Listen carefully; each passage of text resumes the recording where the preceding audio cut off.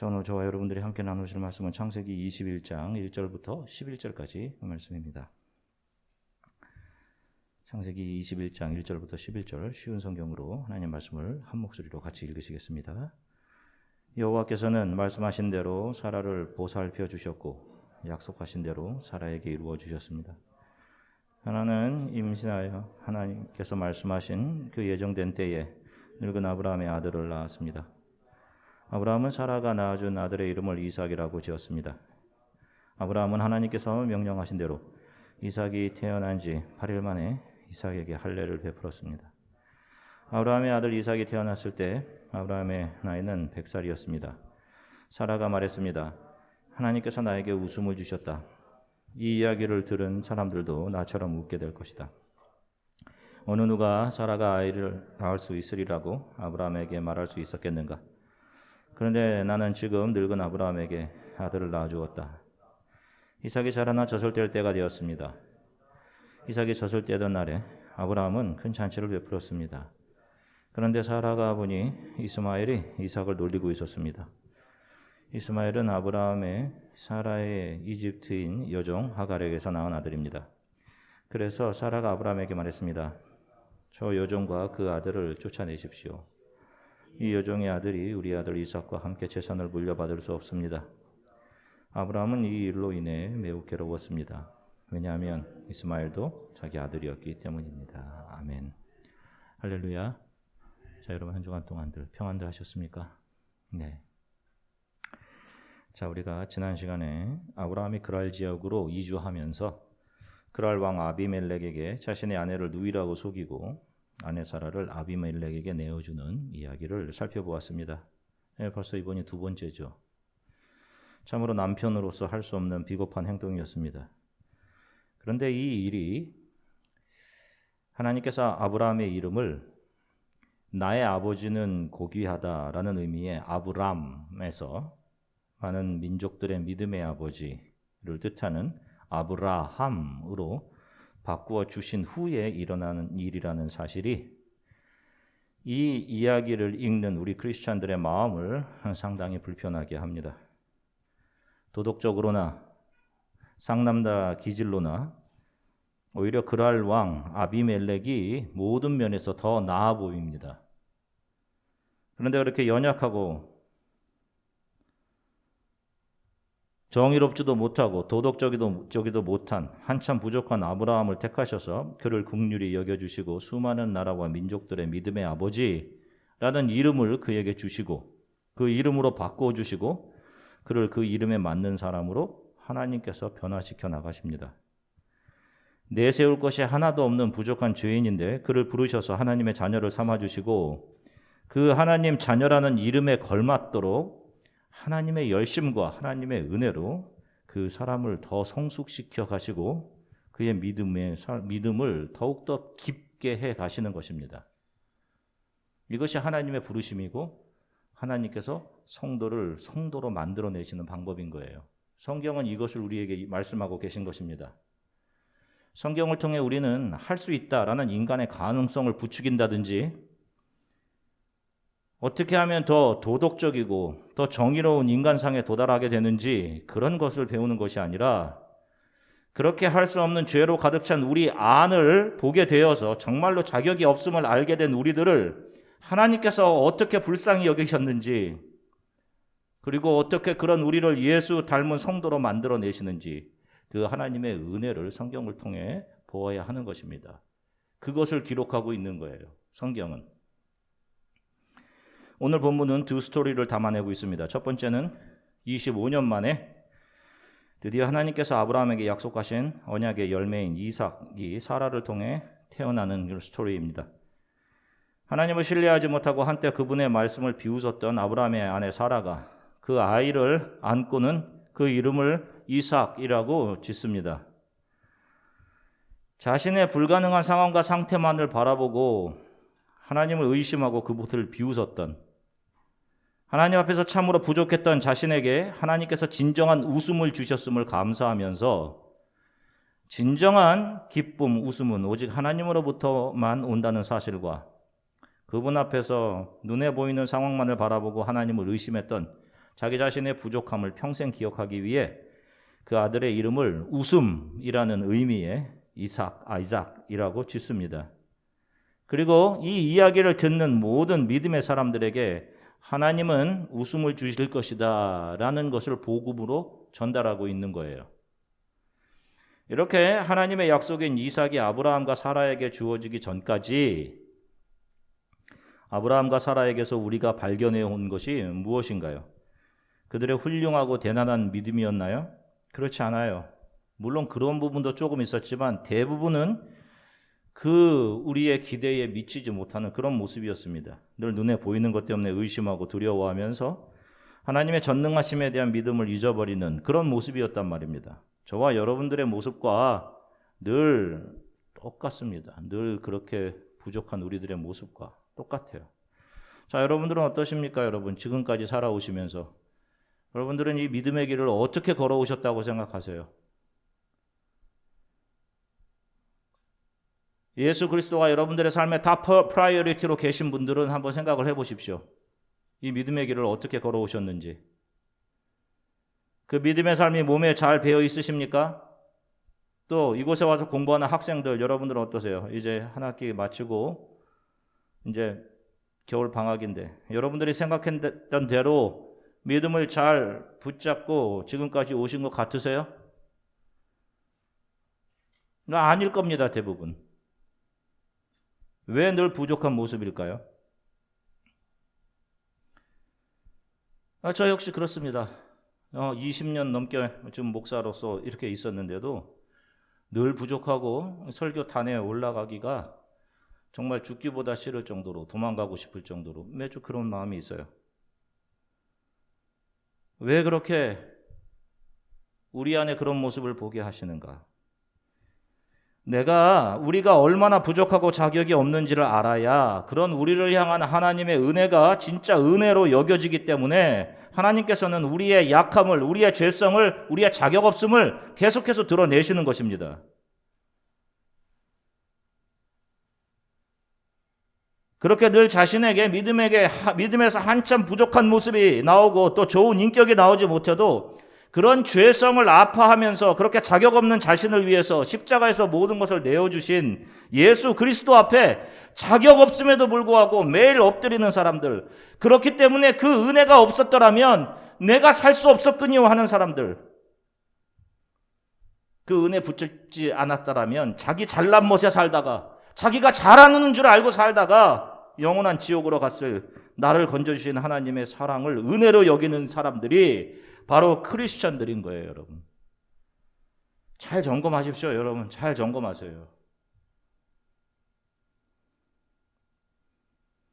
그렇게 자기가 부족하기 때문에 교회에서는 다른 사람을 비판하고 할 수 없는 거예요. 하지 않는 겁니다, 여러분. 누군가를 지적하고 비판할 때 내가 크리스천이 아님을 스스로 증명해내고 있는 거예요, 여러분. 그건. 이곳은 불쌍히 여김만 있는 것입니다. 서로를 향해서. 그래서 이들은 자신에게 주어지는 모든 상황을 나를 선하게 다듬어 가시는 하나님의 은혜로 여기는 거예요. 모든 상황을. 지금 우리가 걸어가는 이 신앙의 길은 여러분들의 의지를 발휘해서 신앙생활을 잘하는 사람으로 혹은 좋은 인격과 도덕을 갖춘 사람으로 변해가는 그런 과정이 아닌 겁니다. 우리가 노력해서 어떤 삶의 어떤 성과를 보여야 하는 그런 과정이 아닌 거예요. 우리에게 주어진 삶은. 이렇듯 성경을 우리가 믿는 여호와 하나님을 잘못 이해하다 보니까 여러분 교회 안에 앉아 있으면서도 어떤 것이 더 늘어나냐면 종교심이 늘어납니다. 종교심. 내가 세상에서 필요하다고 생각하는 것들을 하나님으로부터 얻어내는 것을 목적 삼고 신앙생활하는 거예요. 교회 나오는 겁니다. 이것이 종교생활인 거예요. 그런데 이것보다 더한 것은 교회를 세상의 모임 중에 하나로 여기는 겁니다.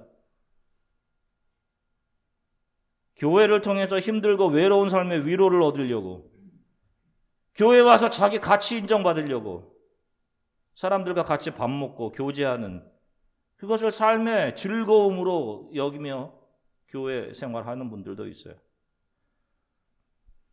우리 크리스찬들에게 위로가 필요한 것입니까, 여러분? 교회 와서 위로를 얻으시려는 분들도 있어요. 위로가 필요한 거예요? 위로가 우리 성도들에게 필요한 것이 아니라 우리 성도들에게는 서로를 향해 용기를 북돋아줌, 인커리지가 필요한 거예요. 우리 성도들에게는. 이미 확실한 것을 우리 안에 가지고 있기 때문에. 이미 예수 그리스도를 내 안에 모시고 있는데 어떤 위로가 더 필요합니까? 만약에 어떤 위로가 필요하다고 생각하는 그 마음의 허전함의 대부분은 예수 그리스도가 없기에 오는 거예요. 세상 것들에 대한 갈급하면서 오는 것이 대부분일 겁니다. 세상의 것에서 위로를 얻고자 6번이나 남편을 얻었던 그 여인이 그 남편들을 통해 세상에서 위로를 받았어요? 아닙니다. 그 여인이 어떻게 세상의 갈증에서 그 허전함에서 해결함을 받을 수 있었어요? 참 신랑이신 예수 그리스도께서 그 우물가에 와서 기다려 주셨어요. 그 예수 그리스도를 만남으로. 그분이 메시아이심을 고백하고 나서 그분이 영생을 주시는 생명의 물 그리스도이심을 믿은 후 그 여인에게 기쁨이 찾아왔단 말입니다. 여러분들이 신앙생활을 계획하고 주도해 가는 것이 절대로 아니에요. 그렇게 하면 안 된다는 것을 보여주는 것이 오늘 본문에 나오는 하갈과 이스마엘인 것입니다. 말씀을, 복음을 종교생활로 대치해 있는 사람들이 이렇게 하면 잘 될 것이다 라고 신앙생활을 주도해 가면서 거기에서 반드시 따라 나오게 되는 것이 바로 여러분들의 인생의 하갈이며 이스마엘인 것입니다. 이것들은 결국 자신을 부인하고 십자가 예수 그리스도의 은혜 앞에 엎드리게 하는 바른 신앙생활을 더 힘들게 하고 여러분들의 신앙생활의 발목을 계속해서 잡게 되는 것입니다. 잘 되고 나서 신앙생활을 해야지. 무엇이 이루어지면 내가 무엇을 가지면 잘해야지.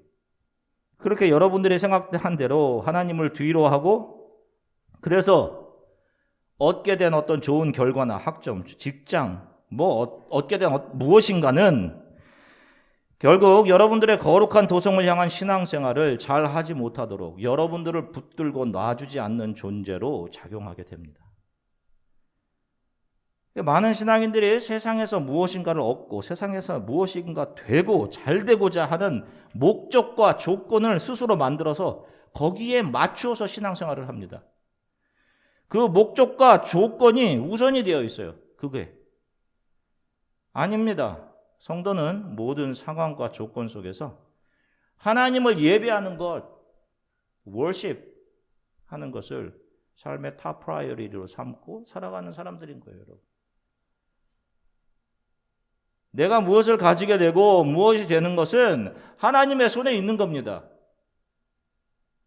하나님이 어디로 보내시든 무엇을 주시든 아니면 아무것도 주지 않으셔도 나는 주님을 찬양합니다 하는 사람들이 크리스찬인 거예요. 우리가 성경을 통해서 우리가 부르는 찬양들을 통해서 그 찬양의 가사들을 통해서 우리가 배우는 것이 그런 거 아닙니까? 창세기 21장 1절부터 2절 말씀 같이 읽으시겠습니다. 여호와께서는 말씀하신 대로 사라를 보살펴 주셨고 약속하신 대로 사라에게 이루어 주셨습니다. 사라는 임신하여 하나님께서 말씀하신 그 예정된 때에 늙은 아브라함의 아들을 낳았습니다. 아멘. 자 보세요. 여호와께서는 말씀하신 대로 사라를 어떻게 했다라고 되어 있어요? 사라를 보살펴 주셨고 이렇게 되어 있어요. 사라는 어떻게 했어요? 말씀 앞에서 비웃었죠. 웃었죠. 아니 지금 내 몸이 이렇게 지금 90이 된 몸인데 그런 눈에 보이는 상황들 때문에 하나님을 신뢰하지 못했던 사라인데 그 사라를 어떻게 하셨다라고 합니까? 말씀하신 대로 하나님께서 보살펴 주셨다라고 해요. 연약한데 보살펴 주셨어요. 너무도 따뜻한 말씀 아닙니까, 여러분? 사라가 아니라 여러분이라고 생각. 이게 여러분인 거 있잖아요, 여러분. 말씀하신 대로 우리를 보살펴 주셨고 약속하신 대로 우리에게 이루어 주셨다. 무엇을 위해서 보살펴 주신 거예요, 여러분? 왜 그렇게 한 겁니까? 사라는 연약해서. 그에게는 믿음을 내보일 힘이 없기 때문에 그 상태를 불쌍히 여겨주시고 보살펴 주신 겁니다. 그리고 그 여인에게 하나님의 약속이 이루어지도록 여인을 보살펴 주신 것이죠. 세상에서 가장 사랑하는 관계인 남편과 아내, 남편인 아브라함도 지켜주지 못했어요. 한 번도 아니고 두 번이나 자신을 팔았는데 하나님은 사라를 끝까지 보살펴 주시고 지켜주셨습니다. 그리고 그녀를 통해 약속의 자녀가 태어나게 되는 것도 누구의 열심으로예요? 하나님의 열심으로입니다.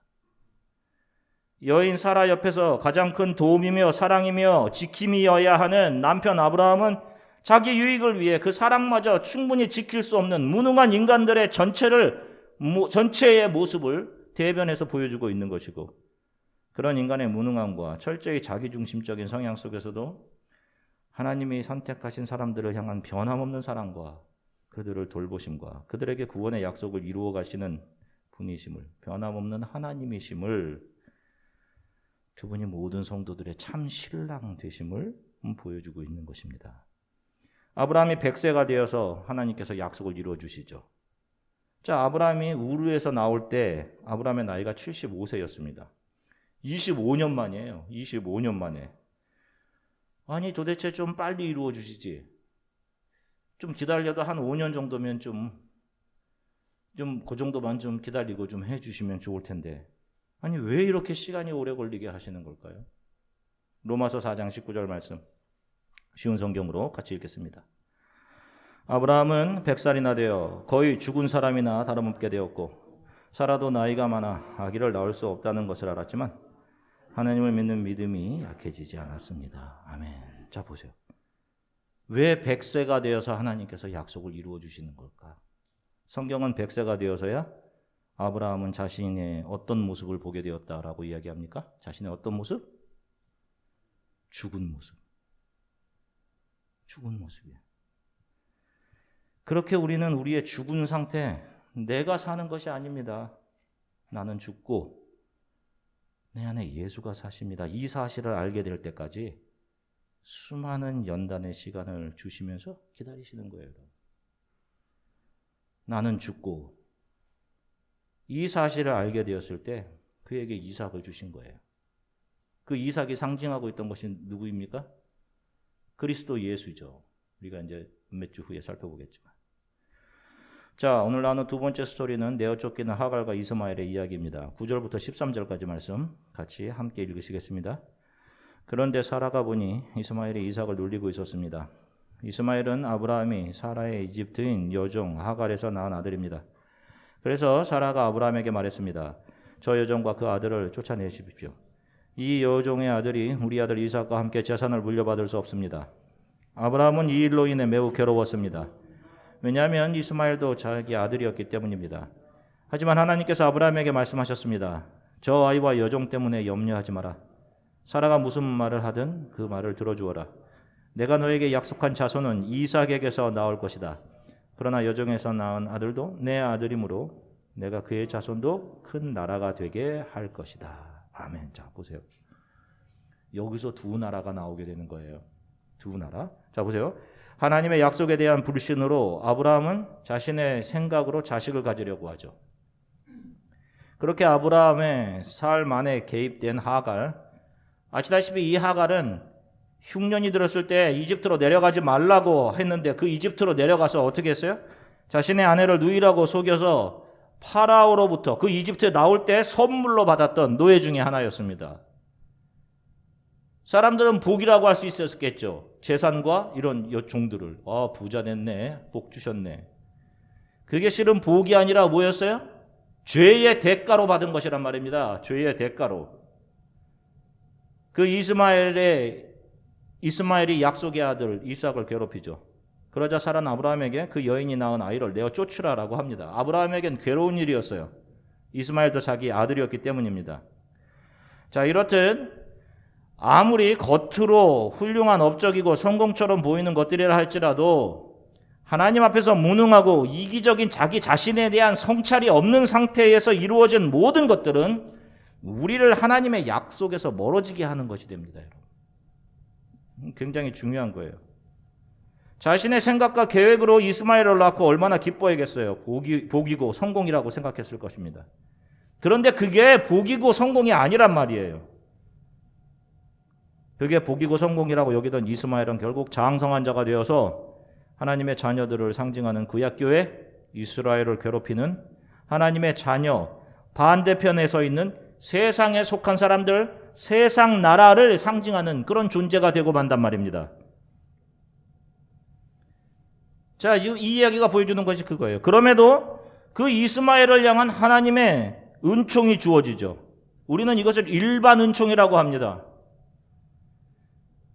그들은 세상을 살면서 어떠한 모습으로 살아가게 되는 거예요? 잠시 지나가는 이 세상에서 유력한 자로 살아갑니다. 그들은 마치 가인과 같이, 마치 에서와 같이 그들이 이 땅에서 강력한 힘을 가진 자로, 또 부와 명예, 명성을 소유한 것처럼 보이는 그런 사람들로, 출중한 자로 살아가게 되는 거예요. 창세기 21장 20절 말씀 같이 읽으시겠습니다. 그 아이가 자라는 동안 하나님께서 그 아이와 함께 계셨습니다. 이스마엘은 광야에서 자랐고 훌륭한 활자비가 되었습니다. 한번 보세요. 이스마엘에 대한 이야기입니다. 여기서 자라났다라고 번역된 히브리어는 가달이라고 하는 단어입니다. 이것을 자라났다라고 번역했는데 사실 이 단어는 become great, 위대해지다라는 단어입니다. 그래서 자라났다라고 해석하기보다는 이 아이가 위대해졌다라고 해석하는 것이 맞아요. 이 세상에서 활 쏘는 사람으로, 공격적인 삶을 사는 그런 사람으로 점점 그 아이가 위대해져 간 겁니다. 명성을 드러낸 것이죠. 반대로 하나님의 자녀는 이 세상에서 어떤 모습? nothingness, 아무것도 아닌 자, 자기 자신을 죽은 것 같이 여기는 사람들, 그래서 자신을 신뢰하지 못하는 사람들, 그래서 오직 예수만을 신뢰하는 사람들로 드러나게 되는 거예요. 기독교는 내가 정성을 보여서 하나님을 기쁘시게 해드리면 하나님께서 나를 어여삐 보시고 상을 내리시고 하는 그런 종교가 아닙니다. 그런 것은 샤머니즘이나 토테미즘이 추구하는 거죠. 인간들이 만들어낸 거. 기독교는 하나님의 은혜로 자신의 죄를 보게 된 사람들이 그 죄를 덮어내시는, 그래서 하나님의 자녀로 만들어내시는 하나님의 은혜와 사랑을 알고, 그래서 그들의 삶이 기쁨과 감사로 채워지게 되는 것이고, 그들의 삶은 하나님께서 그분의 자녀다운 모습으로 다듬고 만들어지는 과정을 겪으면서 그들이 지금까지 세상에서 입었던, 이게 중요한데 이거 없으면 살지 못하겠는데 했던, 그들이 그렇게 입었던 세상의 옷들이 벗겨지고 하나님께서 입혀주시는 예수라는 성화의 옷을 입고 그분 앞에 서게 되는 것이에요. 여러분, 이것이 성경이 우리들에게 계시해 주는 것이에요. 창세기로부터 요한계시록까지 이것이 기독교입니다. 성경은 이것을 우리들에게 복음으로 증거하고 있는 것이고요. 그러니 버려져 있는 사람들, 세상 나라를 상징하는 이스마엘, 이 땅에서 일반 은총으로 그들은 살아가요. 자기 힘을 과시하고 크리스찬으로 살아가는 여러분들보다 그들은 조금 더 얻게 될 수 있습니다. 여러분들은 조금 더 잃어버릴 거예요. 아니, 더 많이. 그들이 이름이 위대해지고 업적이 여러분들보다 더 출중하고 부를 축적하고 배부름으로 살아갈지는 몰라도 결국 그들은 하나님 앞에 그들이 입고 있던 세상의 그 옷 그대로 입고 하나님 앞에 서게 되는 것이고, 하나님께서는 그들을 향해 왜 예복을 입고 있지 않고 여기에 들어왔느냐라는 책망을 받고 그들은 쫓겨나 맨 처음 인간에게 내려진 저주대로 영원한 지옥으로 그들은 들어가게 되는 것입니다. 그러니 주 예수 안에 있는 여러분들, 아니 더 정확하게 말해서 예수 안에서 이 세상의 옷을 점점 벗겨져 가면서 예수로 의의 옷을 지금 갈아입힘을 당하고 있는 여러분들은, 여러분들 주위에 있는 세상의 사람들이, 그 사람들이 세상에서 위대해지고 가달, become great, 세상의 잘됨으로 인해 여러분들 마음에 상할 이유가 조금도 없는 거예요. 여러분들이 세상에서 잃어버린 그 잃어버림을 당하면 당하실수록 하나님의 은혜는 더 커져갈 것이에요. 분명히. 하나님의 위로도 더 커갈 것입니다. 그런 여러분들에게 천국이 가까운 것이에요.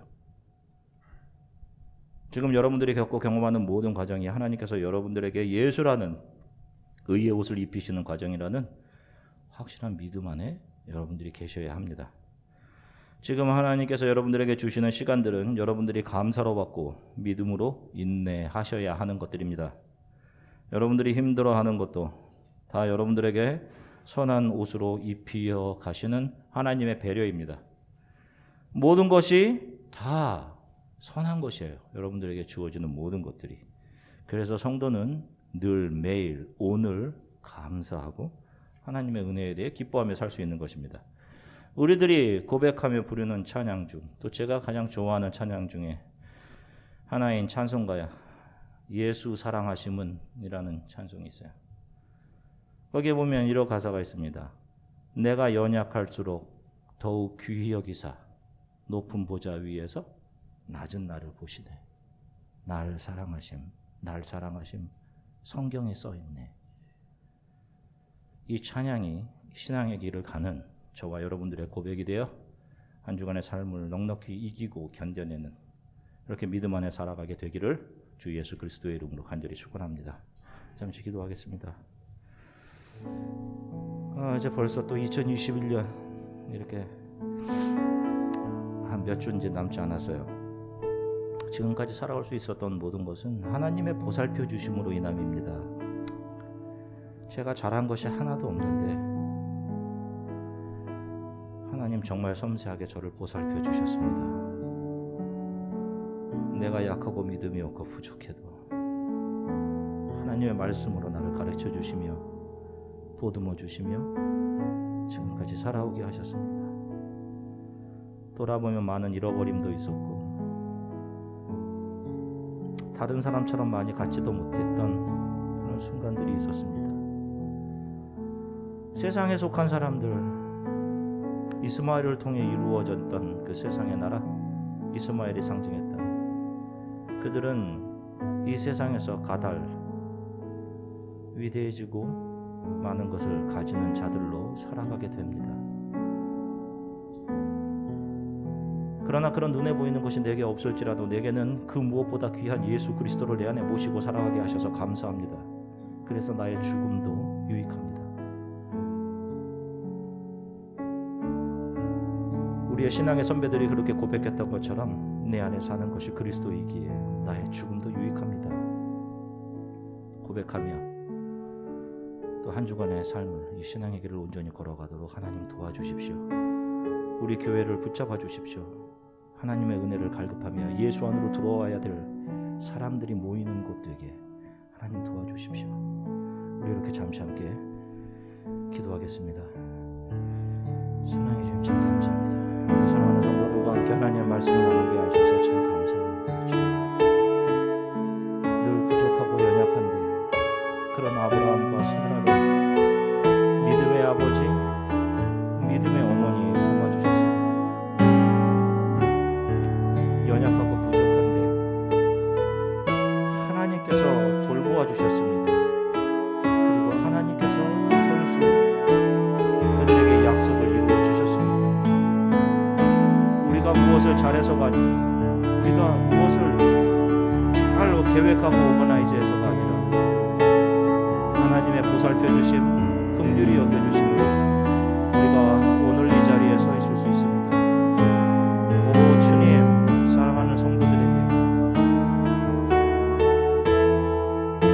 우리들을 향한 하나님의 사랑과 은혜가 얼마나 큰지를 알려주십시오. 그 하나님의 은혜를 알고 매일을 기뻐하며 감사하며 살아갈 수 있도록 도와주십시오.